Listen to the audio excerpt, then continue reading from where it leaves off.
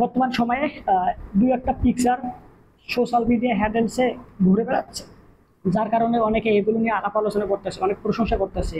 প্রশংসাটা কিরকম, এখানে যে পিকচারগুলো আপলোড দেওয়া হয়েছে দেখতে পাচ্ছি আমরা, সেটা হচ্ছে কেউ বলে বিপ্লবী, কেউ বলে ডাকাত নামে যে জিতের সিনেমা আসতে যাচ্ছে 2026-এ। গত 1.5-2 বছর ধরে জিতের কোনো সিনেমা আসতে যাচ্ছে না। লাস্ট সিনেমা এসেছিল বুমেরাং নামে, ওই সিনেমাটা অনেক ভালো ছিল, ক্রিটিক্স মহল থেকে দর্শক শ্রোতা সবাই প্রশংসা করেছিল। কিন্তু ওই সিনেমাটা বক্স অফিস কালেকশনে খুব বেশি একটা অর্থ উপার্জন করতে পারেনি। ওকে, মানে কালেকশন খুব বেশি একটা তুলতে পারেনি, যদিও সিনেমাটা ভালো হয়েছিল, অনেকেই প্রশংসা করেছিল।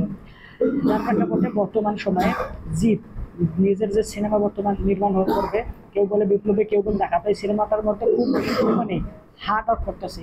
এর আগে একটা প্রথম প্রমোশনাল ক্লিপস বা ভিডিও ক্লিপস তারা ড্রপ করেছিল, ওখানে আমরা দেখতে পাচ্ছিলাম সুপারস্টার জিতকে লাঠি চালানো শিখতে, এর পাশাপাশি তাকে যে মেকআপ দেওয়া হয়েছে ডাকাতের মতো করে তুলে ধরা হয়েছে। ওভারঅল এই সিনেমাটা অনেকটা ভালো হওয়ার পসিবিলিটি রয়েছে, যদিও এর আগের সিনেমাগুলো অত মানে হাইপ উঠুক আর না উঠুক, সিনেমাগুলো অতটা পরিমাণে বক্স অফিস কালেকশন তুলে নিয়ে আসতে পারেনি। তো এখন দেখার এই সিনেমাটা, কেউ বলে বিপ্লবী, কেউ বলে ডাকাত, সিনেমাটা আসলে হয় কেমন।